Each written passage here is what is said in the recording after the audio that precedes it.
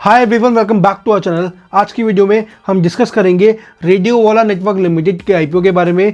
Company क्या है, क्या करती है, आईपीओ की ये डिटेल्स हैं एंड आपको उसके अंदर इन्वेस्ट करना चाहिए या नहीं। आईपीओ एक बुक बिल्ड इशू है एंड इसका टोटल साइज है 14.25 crore rupees and company completely fresh issue के थ्रू ये पैसे रेस कर रही है। आईपीओ ओपन अप होगा 27 मार्च को, क्लोज होगा 2 अप्रैल को, शेयर्स की अलॉटमेंट फाइनलाइज होगी 3 अप्रैल को एंड शेयर एनएससी पे लिस्ट होगा 5 अप्रैल को। क्योंकि आईपीओ बुक बिल्ड इशू है तो उसका प्राइस बैंड रखा गया है 72 रुपीज़ टू 76 रुपीज़ पर शेयर। एक लॉट के अंदर 1600 शेयर्स हैं एंड आपकी मिनिमम इन्वेस्टमेंट अमाउंट रहेगी 1,21,600 रुपीज़। ये तो कोई आईपीओ की डिटेल्स। अब डिस्कस करते हैं कंपनी एग्जैक्टली क्या करती है। रेडियो वाला नेटवर्क लिमिटेड जुलाई 2010 के अंदर इनकॉर्पोरेट हुई थी एंड इनका मेन काम है कि ये इन store radio services on a subscription basis ये प्रोवाइड करते हैं, जिसके अंदर ये एक्सक्लूसिव रेडियो चैनल भी बनवाते हैं किसी भी ब्रांड का। तो जो भी रेडियो से रिलेटेड सर्विसेज होती हैं ये मेनली उसमें काम कर रहे हैं। नाउ ये कॉर्पोरेट रेडियो सर्विसेज भी प्रोवाइड करते हैं, जिसके अंदर ये एम्प्लॉई एंगेजमेंट के लिए रेडियो चैनल्स बना देते हैं कि एक ही ऑर्गेनाइजेशन के अंदर अगर सारे एम्प्लॉय से एंगेज करना है, सबको बोला कि आप इस फ्रिक्वेंसी पे लॉग इन कर लो या इस फ्रिक्वेंसी पे सेट कर दो अपने फ़ोन को या जहाँ पे भी सुन रहे हैं एंड सारे एम्प्लॉय से वो एक बार में बात कर पाएंगे, which is an amazing idea. Now अब ये सारी सर्विसेज ये कंपनी प्रोवाइड करती है। उसके साथ साथ ये एडवर्टीजमेंट सॉल्यूशंस भी प्रोवाइड करते हैं, जिसके अंदर ये डिजिटल साइनेज सॉल्यूशंस प्रोवाइड करते हैं, कंटेंट मैनेजमेंट सर्विसेज प्रोवाइड करते हैं, पॉइंट ऑफ परचेज एडवर्टाइजिंग भी प्रोवाइड करते हैं अपने क्लाइंट्स को।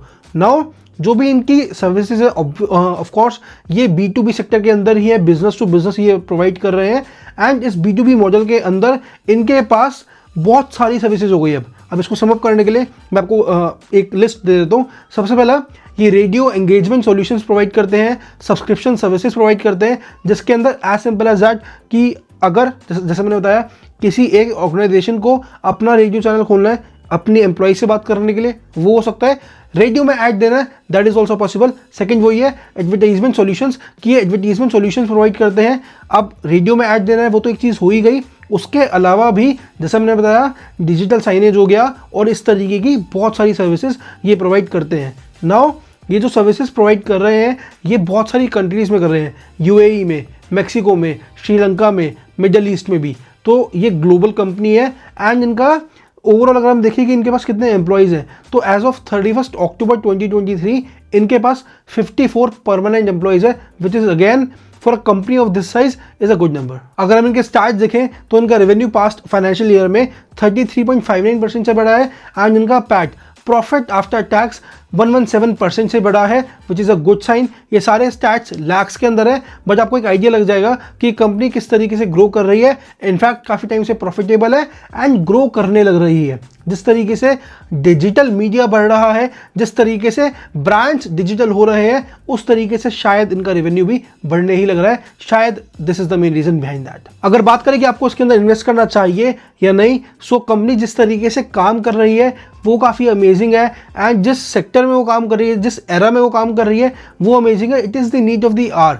कंपनीज को एडवर्टीजमेंट के लिए और ऑर्गेनाइजेशन को रन करने के लिए टेक्नोलॉजिकल सॉल्यूशंस चाहिए ही चाहिए एंड जो भी कंपनी वो अच्छे से प्रोवाइड कर रही है वो कंपनी ग्रो हो ही रही है। इसके केस में भी हमने स्टार्ट देखे कि इसी तरीके से कंपनी ग्रो करी है। इनफैक्ट आप इनके अगर कस्टमर्स देखोगे तो ITC, HUL, तनिष्क, LIC ऐसी कंपनीज इनके कस्टमर्स हैं जो कि काफ़ी बड़ी कंपनीज हैं अपने इंडस्ट्री में, अपनी सेक्टर के अंदर।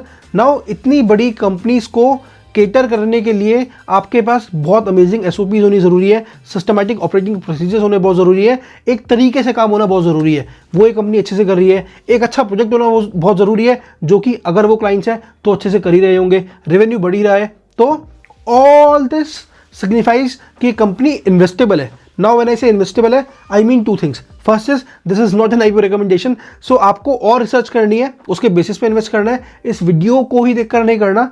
एंड सेकंड इज कि आप सिंपल सी चीज़ देखो कि कंपनी चाहे ये SME या IPO है, मिनिमम इन्वेस्टमेंट अमाउंट काफ़ी ज़्यादा है, लेकिन जब लिस्ट होगी तब भी तो इन्वेस्ट कर सकते हो ना, तब भी तो वो इन्वेस्टेबल वाली कैटेगरी अगर है तो हम कर सकते हैं इन्वेस्ट। सो आज आपका इस वीडियो से एंड आई से कि ये वीडियो देखने के बाद 2-3 वीडियोज़ और देखो, रिसर्च करो कंपनी के बारे में, रिसर्च करके डन कर दो, फिर बाद में शेयर देखते रहना किस तरीके से बढ़ रहा है, अगर कम हो रहा है, फंडामेंटल एनालिसिस थोड़ा सा कर लेना, उससे आइडिया लग जाएगा। Then you can plan to invest कि आपको दिख गया कि कि ओके ये एक ऐसी कंपनी है जिसके अंदर मैं लेट से इन्वेस्ट कर सकता हूँ। सो ओके, जब ये लिस्ट हो उसके बाद कर देना। Again this is not an IPO recommendation, so जो भी करो अच्छे से रिसर्च करके ही करना।